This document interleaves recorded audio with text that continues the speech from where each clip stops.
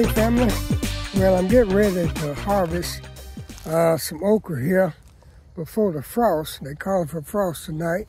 But I forgot to bring my tripod and my microphone down here with me. So what I'm going to do is I'm going to go ahead and make this video, but I'm going to have to do it in parts and get my good friend Philip to edit it for me.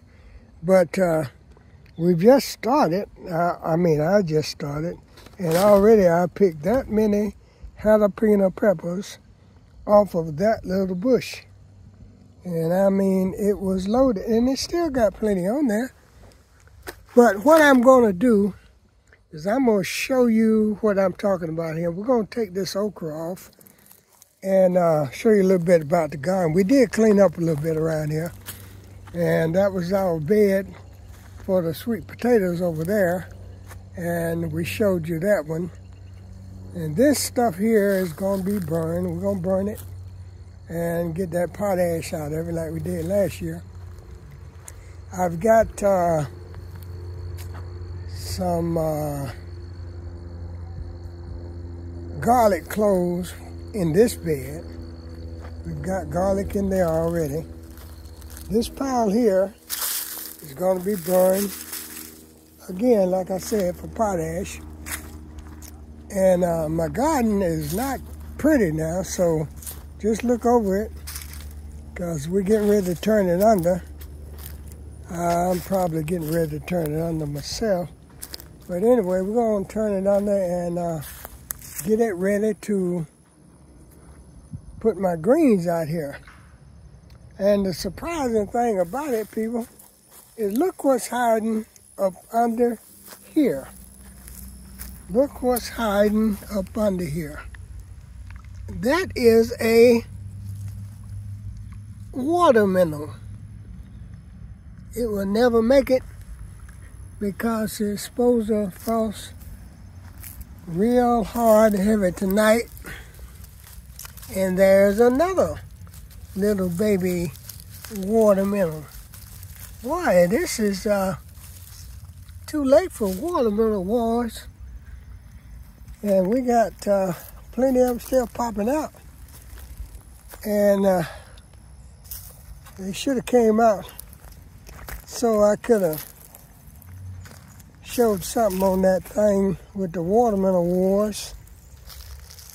But Fran got quite a few of them, so she was a winner. She grew more watermelons this year than she ever have grown. And we also got some cantaloupes, and they won't make it. But anywho, like I said, I'm just giving you a little tour of what I'm getting ready to do.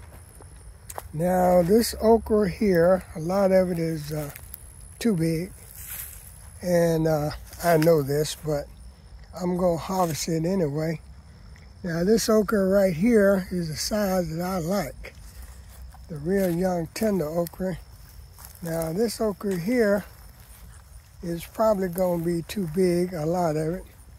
And we got it in patches, and I don't know how that happened, because I sowed rows of it, but it came up all kind of places, all kind of ways. This will be potash here also.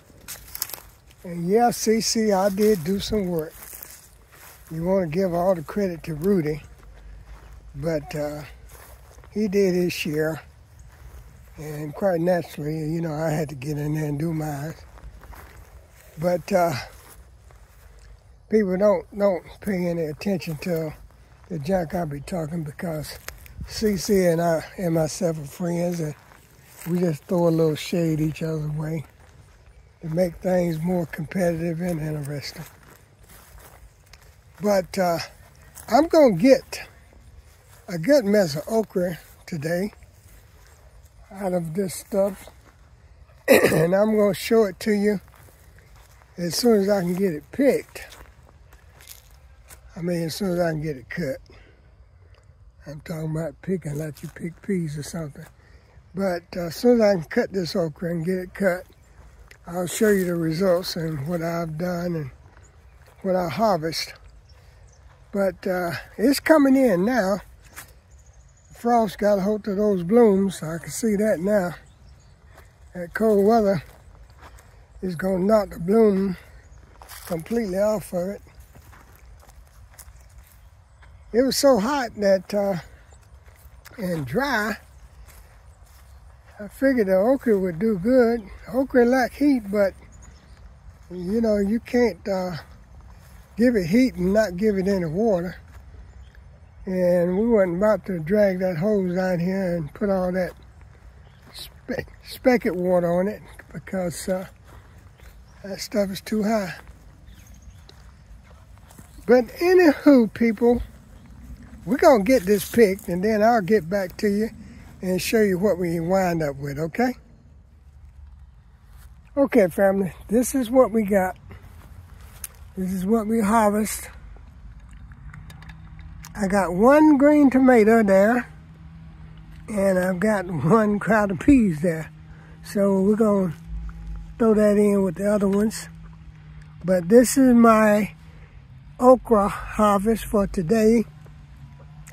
Now, probably in a couple of days, if it don't really freeze real bad, then I'll be ready to harvest again.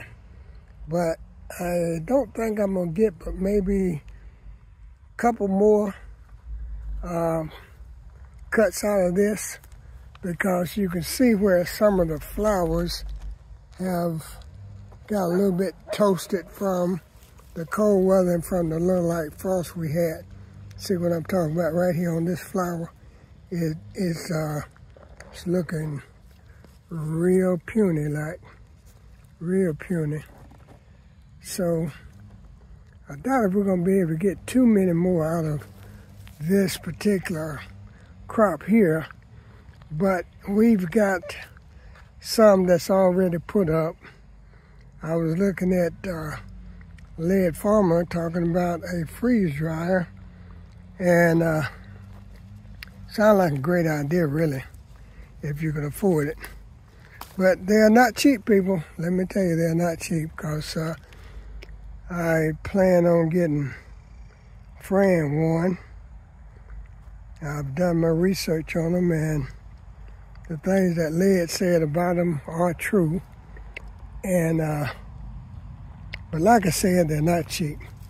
But we're gonna have to find ways to preserve our food. We'll have to find ways to manage to store and keep what you're growing. Because if you've been to the stores lately and you looked at the shelves, there is not much to select from. There's really not much to select from. And it was like this before the longshoremen ever threatened a strike. It was like this way before then. And now it's even worse, it seems like. And not only are the shelves bare, the prices are jacking up sky high. I don't understand that either. But cost and demand. You know, whatever's in demand, it's going to cost you to get it. So get prepared, be prepared, stay ready, as I say, so you don't have to get ready. That'll be the one environment out here in this garden trying to harvest a little groceries. We love you, and there ain't a thing you can do about it.